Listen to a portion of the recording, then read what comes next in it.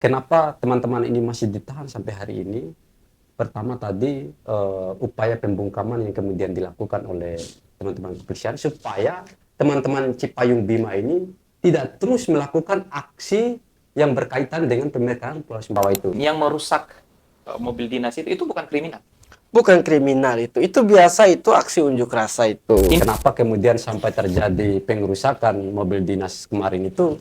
Sebetulnya tidak ada instruksi untuk silakan dirusak, silakan dilempar dan lain sebagainya, tidak ada. Itu memang murni insidental terjadi di lapangan itu. Kenapa kemudian bisa terjadi? Karena indikasi kami adalah bahwa sengaja gerakan adik-adik ini adalah untuk ditunggangi oleh polisi sebagai upaya bagi mereka itu untuk menghentikan gerakan tersebut. Ini pembungkaman lah gitu. Oke. Kawan-kawan melihat bahwa ditahannya 6 aktivis ini, konsekuensinya adalah akan memunculkan trauma dan rasa takut dalam tanda petik.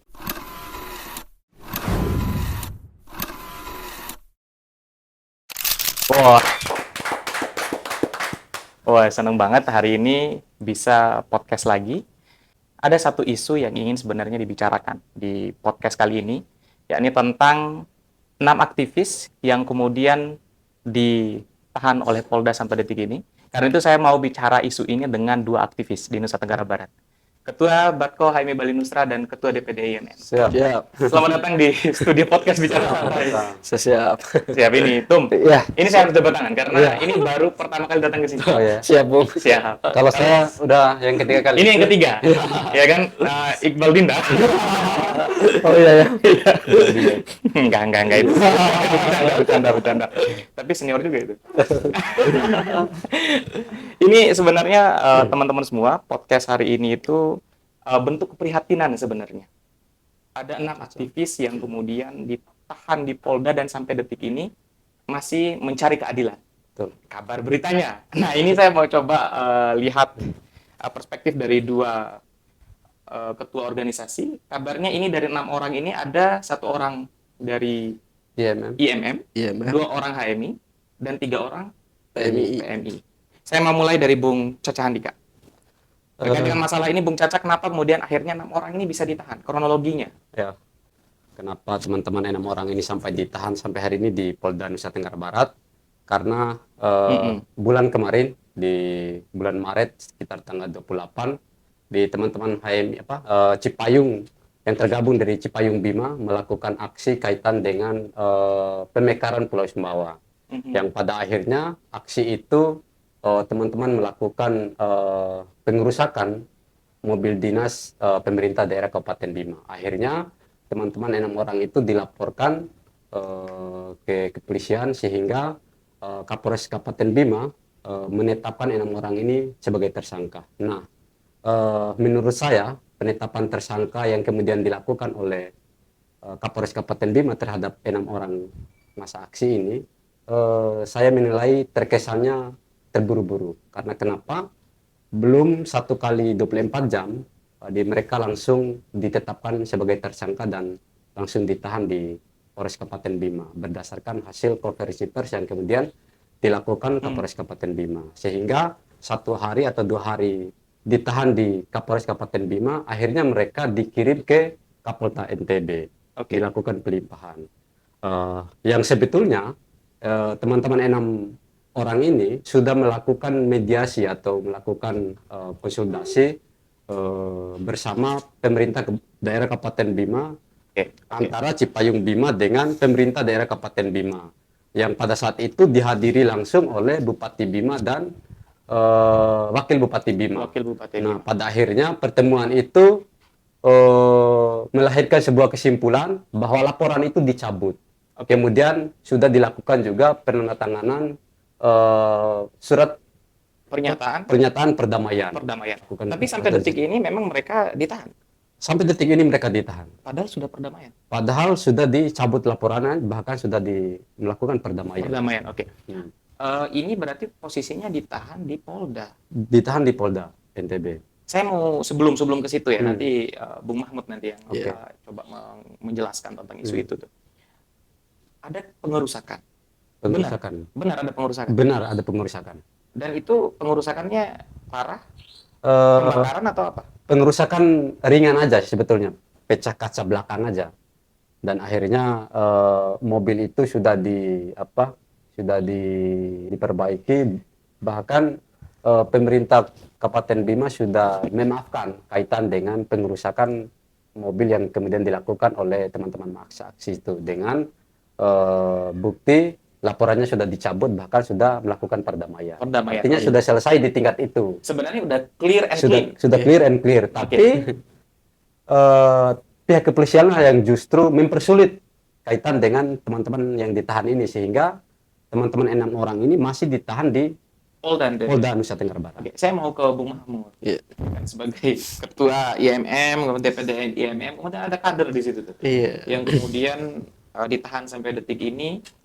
Itu gimana kondisi di barisan kawan-kawan IMM melihat ada satu aktivis atau kader IMM tergabung dengan Cipayung Plus yang 6 orang tadi itu ditahan sampai detik ini? Iya, jadi begini, sebenarnya kejadian itu kan spontanitas. Terus yang kedua, mereka juga ini terpancing dengan provokasi-provokasi aparat itu kan. Ada keinginan-keinginan dari Korlap kan meminta untuk menghadirkan salah satu pejabat daerah untuk menanggapi aksi serentak tersebut. Namun pejabat daerah kan tidak hadir pada saat itu. Oke. Harusnya polisi itu perannya itu bagaimana melakukan proses menjembatani gitu kan antara pemohon, yaitu adalah massa aksi, untuk menjembatani, dan polisi itu harus menjembatani komunikasi dengan pemerintah daerah untuk dihadirkan di lokasi tersebut. Oke. Tapi kenyataannya enggak gitu kan. Sehingga saat itu kan tadi apa yang diceritakan oleh Bung Caca kan, sehingga saat itu kan ada mobil dinas yang lewat, terus mereka tahan dan Oke. diturunkan baik-baik itu Pak Joko kalau tidak salah namanya. Penumpang di dalamnya gitu ya? Ya, penumpangnya Pak Joko itu salah satu pejabat di ruang lingkup Pemda itu kan, diturun Dinas baik-baik. Pertanian. Akhirnya massa aksi itu menduduki mobil tersebut, gitu kan, diturunkan baik-baik. Nah, yang lebih menariknya di kasus ini yang kami lihat itu, pertama bahwa 6 aktivis tersebut ditetapkan sebagai tersangka dengan menggunakan pasal 170 sama pasal 212. Nah, pasal 170 itu adalah ada tindakan seolah-olah menempatkan teman-teman massa aksi itu adalah melakukan tindakan tawuran, melakukan tindakan kriminal. Ini kan tidak apple to apple dengan Yang terjadi di lapangan. gitu. Oke, Itu yang menjadi salah satu kejanggalan kami, baik di ruang lingkup kami di OKP melakukan pengkajian maupun di para praktisi itu, sehingga terjadi perdebatan di sana. Oke. Kemudian di pasal 212 itu seolah-olah massa aksi itu melakukan tindakan kriminal terhadap Pak Joko. Padahal realitas nggak ada juga bukti fisik yang bisa dibuktikan Pak Joko itu adalah korban langsung, ada kerusakan fisiknya gitu kan, nggak ada. Nah, ini salah satu problem. Indikasi kami adalah bahwa sengaja gerakan adik-adik ini adalah untuk ditunggangi oleh polisi sebagai upaya bagi mereka itu untuk menghentikan gerakan tersebut. Ini pembungkaman lah gitu. Oke. Sebelum ini sebagai upaya pembungkaman, apa yang mereka lakukan ya kawan-kawan aktivis ini yang merusak mobil dinas itu bukan kriminal? Bukan kriminal itu biasa, itu aksi unjuk rasa itu. Insidental. Ya, itu insidental itu biasa, itu di mana-mana aksi demonstrasi itu pasti ada kejadian, misalnya kerusakan taman, kerusakan pagar, itu biasa, itu kan dijamin oleh undang-undang itu. Coba mereka itu melakukan tindakan melakukan bakar itu mobil itu tersebut, ya bisa jadi itu dijerat secara pidana gitu. Nah, itu bisa jadi, tapi itu kan realita tidak seperti itu. Itu kan seharusnya dikenakan ya pidana ringan lah, piring gitu. Ini kan dikenakan menjadi pidana murni. Pidana murni itu kan pada prinsipnya, konsepnya itu adalah walaupun sudah dicabut laporan itu kan proses hukum tetap berjalan. Ini yang menjadi salah satu dasar pegangan teman-teman polisi Saya sekarang. agak spesifik nanti di persoalan hukum ya. Cuman kan begini ya, Ini kita sebenarnya bukan membenarkan tindakan anarkisme ya. Iya. Tapi betul. memang dalam situasi tertentu dinamika Hmm. gerakan itu kan Iya. pasti ada kerusakan. Misalkan kalau di gedung DPR provinsi misalkan, Iya. paling sering itu rusak gerbang. Gerbang. Iya. Biasanya itu karena limit waktu Iya. yang diberikan oleh masa aksi tidak dipenuhi. Ingin ketemu tapi nggak mau ketemu mereka. Iya. Betul, betul. Bung Betul. Caca melihat juga seperti itu. Ya, sama sih sebetulnya. Saya melihat bahwa kenapa kemudian sampai terjadi pengerusakan mobil dinas kemarin itu sebetulnya tidak ada instruksi untuk silakan dirusak, silakan dilempar dan lain sebagainya. Tidak ada. Itu memang murni insidental terjadi di lapangan itu. Kenapa kemudian bisa terjadi?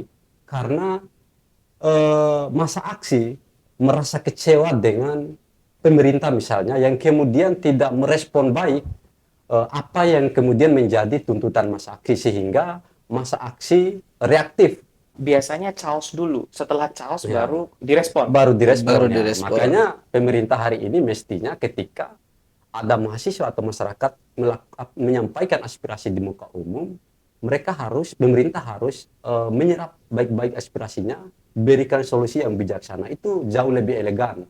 Jadi saya meyakini bahwa ketika ada pemerintah yang kemudian cepat respon kaitan dengan tuntutan masyarakat, tuntutan mahasiswa, maka tidak akan terjadi misalnya kayak perusakan, pelemparan dan lain sebagainya. Kita juga sadar kok tentang menyampaikan aspirasi di muka umum.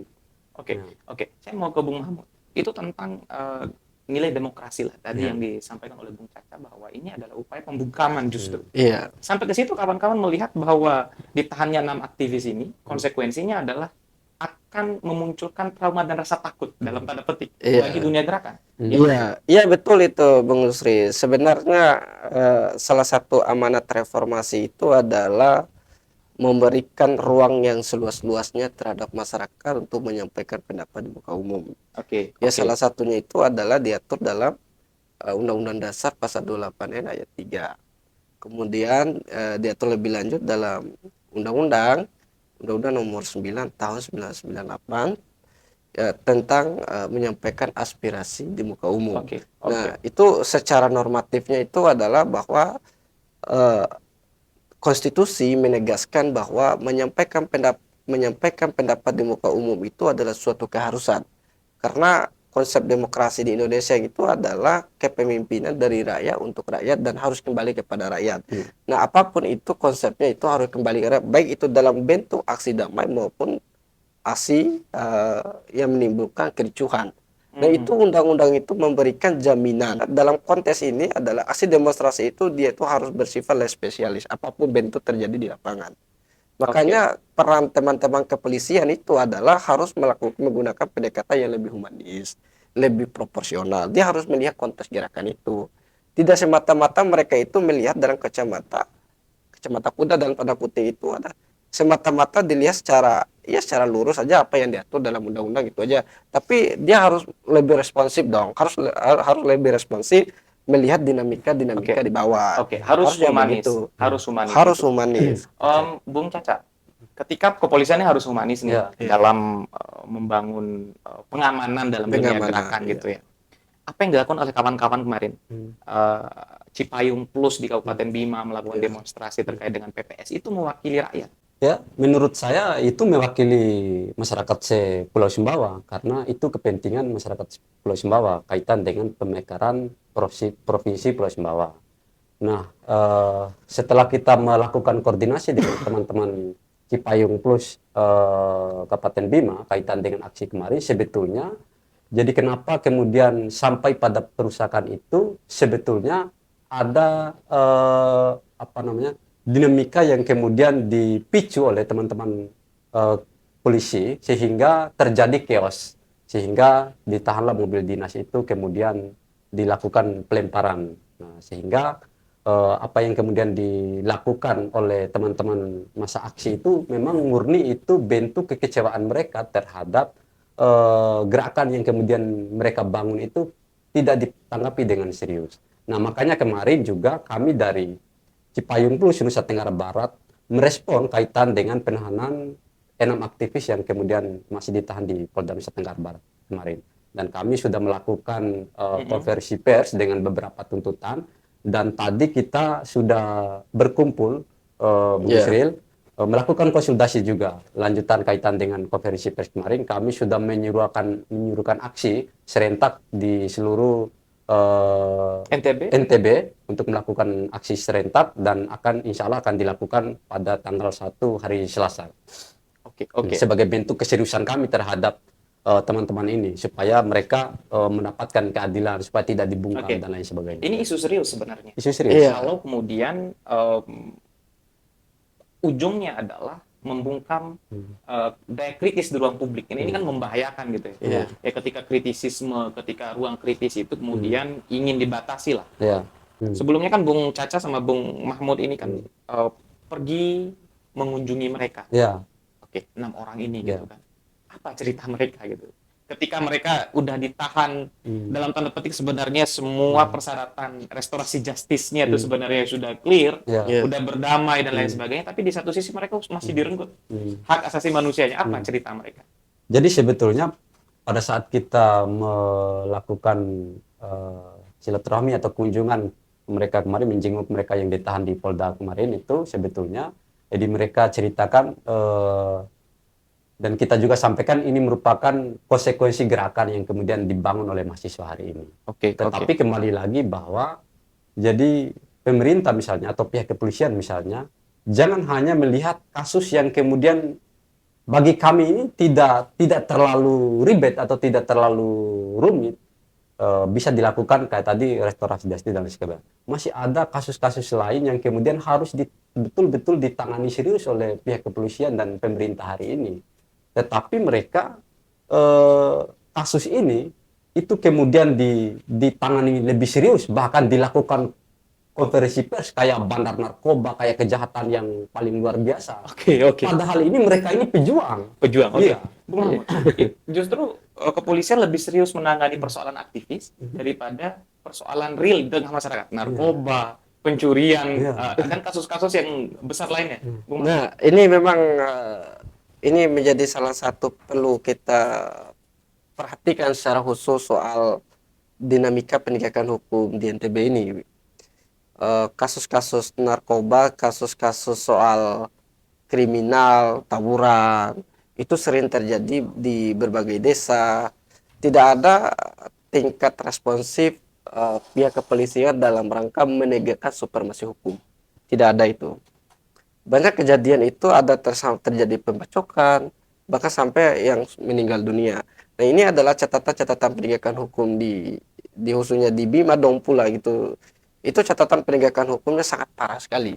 Nah, giliran mereka melakukan aksi demonstrasi ini, itu kesalahan sedikit aja itu diperbesarkan.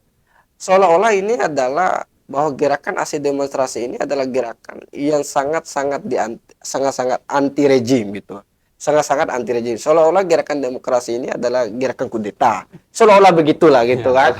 Seolah-olah gerakan kudeta ya mesti harus disikapi secara serius. Atau mungkin Padahal demokrasi ini adalah dijamin oleh undang-undang dasar. Ini undang-undang dasar langsung loh memberikan amanat tersebut. Atau mungkin pembiayaan untuk pendampingan demonstrasi terlalu besar mungkin. Banyak yang mungkin nanti kosnya terlalu besar. Kita nggak efisiensi.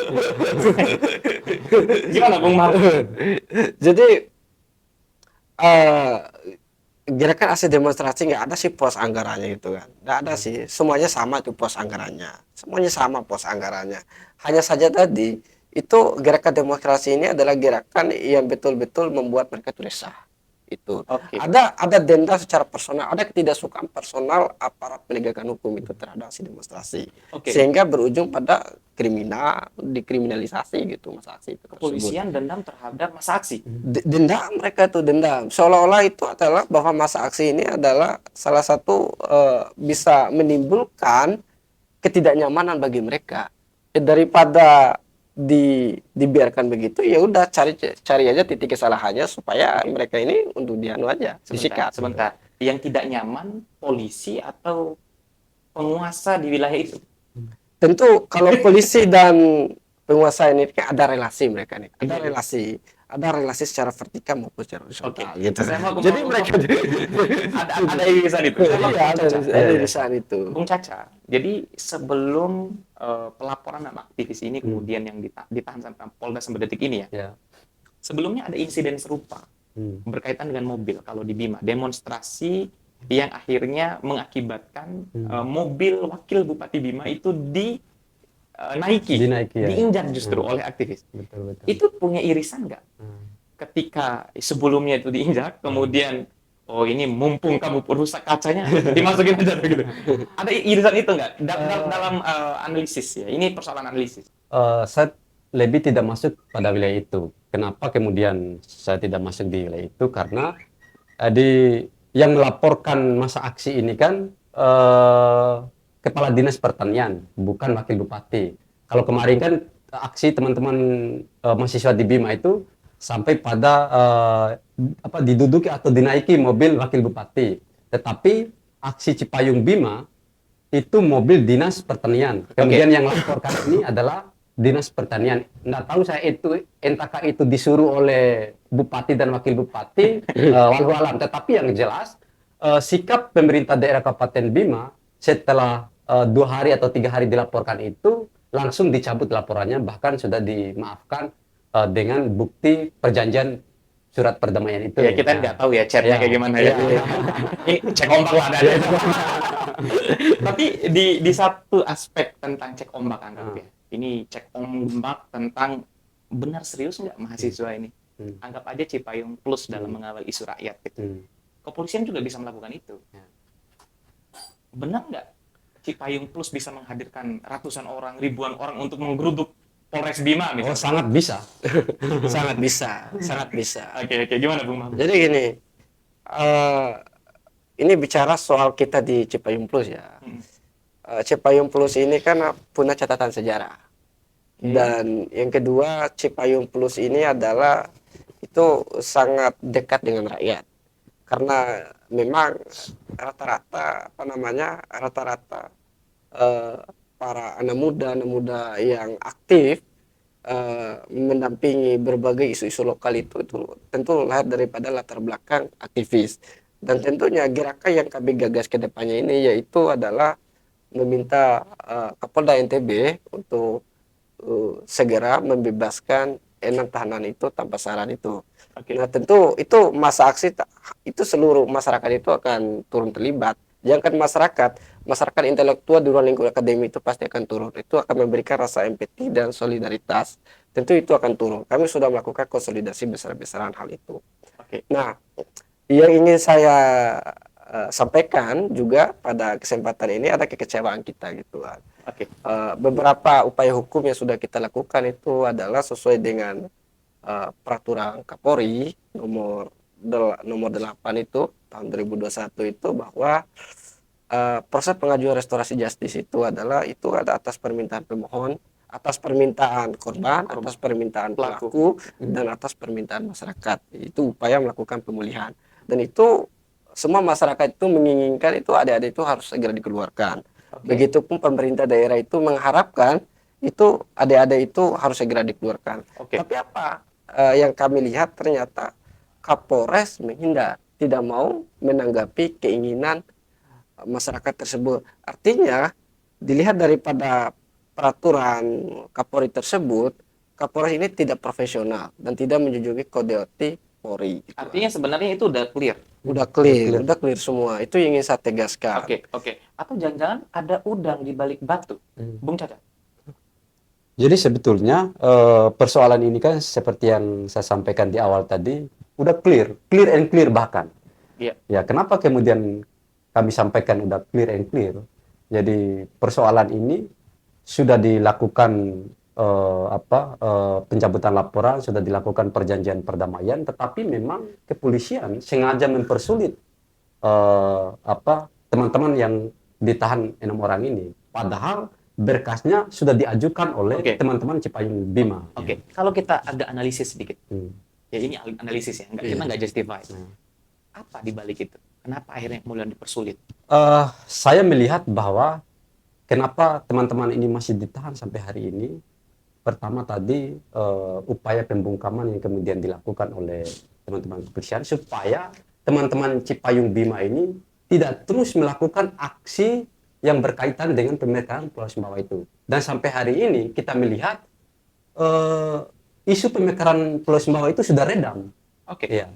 Dan itu ada Ya, statement dari Menteri Dalam Negeri pun. setelah ditahan teman-teman 6 aktivis ini, ya teman-teman KPPS pun sudah redam kaitan dengan aksi pemekaran Pulau Sumbawa ini. Nah, itu upaya itulah yang kemudian dilakukan oleh kepolisian hari ini, sehingga sampai hari ini teman-teman 6 aktivis itu sampai masih ditahan di Polda Nusa Tenggara Barat. Oke, berarti kekhawatirannya justru yang akan terus bersuara ini ketika KP4S atau KP3S misalnya udah nggak bersuara, justru aktivis. Betul. Iya, betul. Justru aktivis.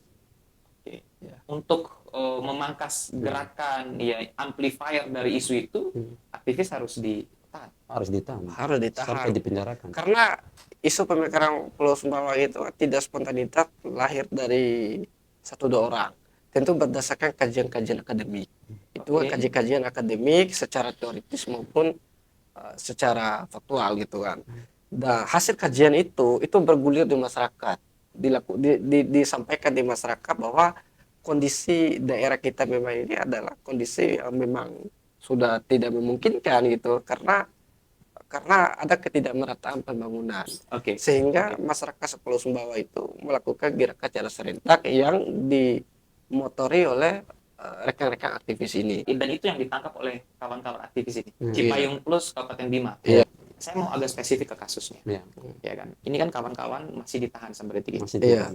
Oke, kemudian dalam tanda petik ini selain pembungkaman juga ini merenggut hak asasi manusia. Iya. Karena mereka ditahan, ya.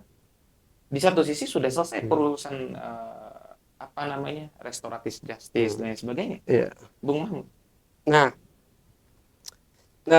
ini akan menjadi salah satu catatan penegakan hukum kita ke depannya ini gitu kan. Artinya teman-teman kepolisian ini adalah tidak betul-betul profesional. Yang dihadirkan oleh institusi penegakan hukum itu adalah memberikan ruang hak asasi manusia itu kepada warga negara dengan catatan-catatan tertentu. Yang saya maksud catatan itu adalah memberikan pengayoman, kemudian memberikan pengamanan, perlindungan agar masyarakat ini dalam koridor betul-betul partisipatif dan objektif dan rasional gitu kan. Ini kan selama ini kan gerakan mahasiswa ini kan itu banyak diprovokasi oleh institusi penegakan hukum. Mereka provokasi sehingga tentu secara spontanitas masa aksi juga itu adalah melakukan tindakan anarkis. Dan itu seringkali kita temukan di beberapa gerakan di berbagai daerah di Indonesia ini. Oke, Bung Caca, aksi pengerusakan kemarin yang berakibat pada ditahannya 6 aktivis ini gitu ya. Itu atas dasar provokatif? Ada laporan seperti itu di lapangan? Berdasarkan hasil laporan teman-teman Cipayung Bima, itu sebetulnya kenapa sampai terjadi aksi pelemparan mobil dinas itu sebetulnya diprovokasi dulu oleh teman-teman pihak kepolisian, sehingga teman-teman terpengaruh kaitan dengan persoalan di lapangan itu. Sebetulnya ya bagi saya mahasiswa misalnya melakukan aksi demonstrasi itu ketika terjadi hal-hal yang kemudian tidak diinginkan di lapangan itu secara insidental. Ya, karena itu kondisi lapangan. Itu bagian dari dinamika. Itu bagian daripada dinamika. Lagi pula itu udah diperbaiki ya mobilnya. Ya, udah dilakukan pemulihan. Itu plat merah ya? Plat merah. Bukannya itu mobil rakyat juga? Jadi kita rusak nggak masalah. Gimana? Mobil rakyat juga. Ya. Itu kan mobil rakyat, mobil kita lagi. Mobil kita itu. Jadi kerusakan ya tidak terlalu parah itu kan bisa dilakukan upaya persuasi gitu, pendekatan lebih humanis, diberikan peringatan. Pasalnya begini, itu ada yang ditahan, tidak ada catatan kriminalnya, tidak ada catatan kriminal. Mereka murni itu adalah aktivis yang kerap kali membicarakan soal isu-isu kemanusiaan, isu-isu tentang pembangunan daerah, soal pemimpin yang otoriter. Itu menjadi salah satu kajian akademisnya mereka. Mereka tidak pernah membuat tawuran dan kericuhan. Anak-anak itu cukup itu diberikan peringatan. kalau idealnya mau menegakkan supremasi hukum, Iya. ya harus diberikan peringatan karena mereka ini tidak punya catatan-catatan hukum. Ini adalah baru pertama kali juga mereka itu secara spontanitas juga yang mereka lakukan kemarin itu. Saya sempat lihat beberapa video, ada kunjungan ya, mungkin dari teman-teman yang lain gitu, Iya. menunjukkan bahwa ada 6 orang itu udah pakai baju orange. Iya, gitu ya. iya. Itu saya sempat lihat di Facebook. Iya.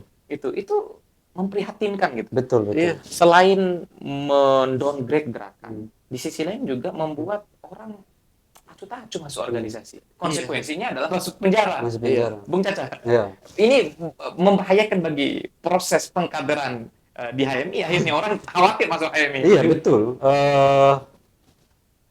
Membahayakan sebetulnya. Karena kenapa? Karena ini adalah upaya pembungkaman yang kemudian dilakukan oleh teman-teman kepolisian, sehingga mahasiswa yang baru yang mau masuk organisasi itu mereka pikir-pikir lagi, bahkan orang tua pun tidak menyuruh mereka. Karena apa? Karena ketika mereka melakukan aksi demonstrasi misalnya, jadi yang berujung pada dipenjarakan, dilaporkan dan lain sebagainya, sehingga ada kekhawatiran misalnya keluarga, orang tua, bahkan mahasiswa sekalipun nggak usah masuk organisasi, nanti diajak demo akhirnya dilaporkan, Oke. dipenjarakan. Ini Stigmatisasi berbahaya ya. Stigmatisasi seperti itu, Iya. itu kan nggak bisa kita hindari. Iya. Akhirnya Betul. mata air pengkaderan Iya. itu bisa kering itu. IMM khawatir dalam persoalan itu. Iya, kami juga sangat mengkhawatirkan betul soal hal itu kan. Kenapa? Seolah-olah organisasi ini adalah memberikan doktrinan yang salah terhadap itu mahasiswa penting itu kan. Seolah-olah organisasi ini adalah tidak memberikan edukasi yang baik. Seolah-olah itu muncul di perspektif publik di bawah itu, melihat kondisi organisasi sekarang. Padahal realnya peran organisasi itu adalah nyata memberikan kontribusi terhadap bangsa. Bayangkan itu Bang Yusril, itu 50% kabinetnya Prabowo Gibran itu diisi oleh latar belakang aktivis baik dari HMI, IMM, PMI dan Cipayung lain itu. Termasuk Anda Bahlil ya. Iya. Kalau di IMM Ada Pak Fauzan. Pak Fauzan, Pak ya, Fauzan itu. masuk barang itu. Gitu. Jadi 50% kabinet Merah Putih ini adalah itu diisi oleh para Cipayung Plus.